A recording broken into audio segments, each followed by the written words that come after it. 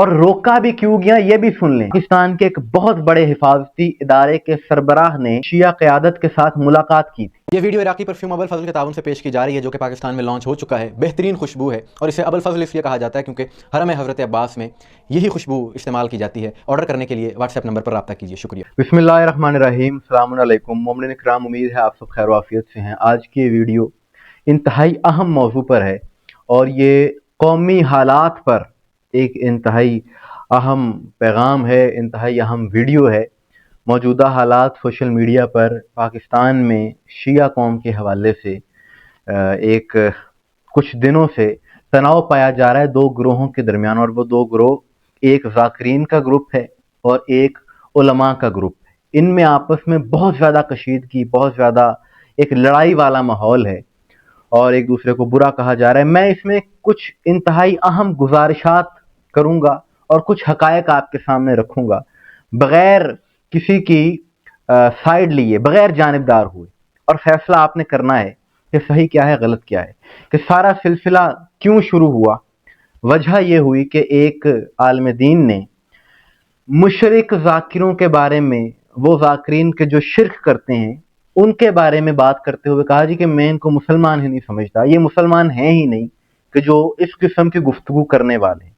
और उसका हवाला उन्होंने दिया कि कुरान कहता है इन्नल्लाह ला यग़फ़िरु अन युश्रिका बिही व यग़फ़िरु मा दूना ज़ालिका लिमन यशा, कि अल्लाह शिर्क माफ़ नहीं करेगा, हाँ इसके अलावा जो कोई गुनाह होगा माफ़ कर देगा, शिर्क माफ़ नहीं करेगा। उसके बाद एक ज़ाकिर की तरफ से उस आलिम दीन को मिंबर से सरेआम गाली दी गई और एक तूफ़ान बदतमीज़ी शुरू कर दिया गया। उलमा और ज़ाकिरीन जो कि एक अरसे से बड़ी कोशिशों के बाद मुत्तहिद थे, उस इत्तेहाद को पारा पारा करने की मुकम्मल कोशिशें की गईं। बात यह है कि ये जो गुफ्तगू शिया आलिम दीन ने की वो तमाम ज़ाकिरीन के बारे में नहीं थी, बल्कि शिर्क करने वाले ज़ाकिरीन के बारे में थी। ज़ाकिर हुसैन होना एक बहुत बड़ा मनसब है, बड़ी अजमत है एक ज़ाकिर की। लेकिन बात यह है कि जब हमने भी इस हवाले से बहुत से प्रोग्राम किए कि जब शिया मसलक के मिंबर से ये बात कही जाएगी कि नाउज़ु बिल्लाह खुदा चादर में छुपा हुआ है, नाउज़ु बिल्लाह, और जनाब सैयदा की चादर में अल्लाह सांस लेता है, इस किस्म की गुफ्तगू होगी। या कहा जाएगा कि जी मौला अली ने कुन कहकर ये कायनात खल्क की है, अल्लाह ने नहीं की, जबकि कुरान इसके मुनाफी बयान दे रहा है। तो उस वक्त फिर जब शिया मसलक पर एतराज़ किए जाएंगे तो उसका जवाब क्या दिया जाएगा। अभी हाल ही में एक वीडियो एक ज़ाकिर कह रहा था कि जी अगर लम यलिद की शर्त जरूरी ना होती तो मैं कह देता कि जनाब सैयदा अल्लाह की बेटी है। अल्लाह तुमको बेटी समझता फातिमा।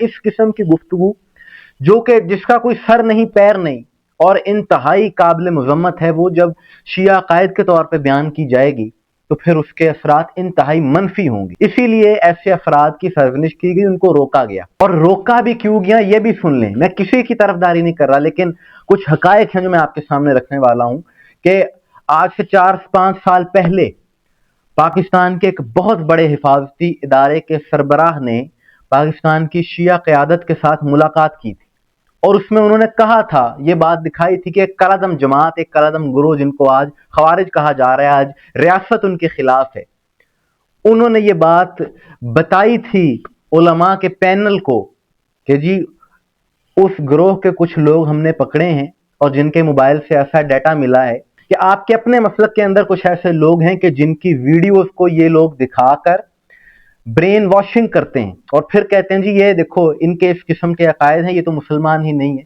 और फिर उन्हें मुतशद्दद बनाकर हमले भी करवाते हैं और कहते हैं कि जी ये इन पे हमले करना सवाब का काम है क्योंकि ये मुसलमान नहीं। यानी जब ऐसी शिरकिया गुफ्तगू दिखाई जाएगी कि जिसमें तौहीद की भी नफी की जा रही है और वो अहले बैत की भी नफी है, अहले बैत की भी तौहीन है, इस किस्म की गुफ्तगू जब दिखाई जाए कि एक आम शख्स को कि जी ये इनके मेंबरों से बयान किया जा रहा है और उस पर उनको रोका नहीं जाएगा, तो फिर एक आम शख्स जो वो गुफ्तगू सुनेगा उसके जहन में यही बात आएगी कि ये तसव्वुरात, ये अकायद तो इस्लाम के मुनाफी हैं, और वो सुनने वाला समझेगा कि इस कौम का, इस मसलक के लोगों का मुसलमान यही अकीदा है। तो फिर ये उलमा की जिम्मेदारी है, फिर ये उलमा का काम है कि ऐसे अनासिर को रोका जाए کہ جو مسلک کی بدنامی کا سبب بن رہے ہیں اور مسائل کا سبب بن رہے ہیں سب سے بڑھ کر۔ ذاکرین کی بڑی خدمات ہیں، ذاکرین لائق سلام ہیں کہ جو ذکر اہل بیت لوگوں تک پہنچاتے ہیں، لیکن ایسے افراد کہ جو مسلک کی بدنامی کا سبب بنتے ہیں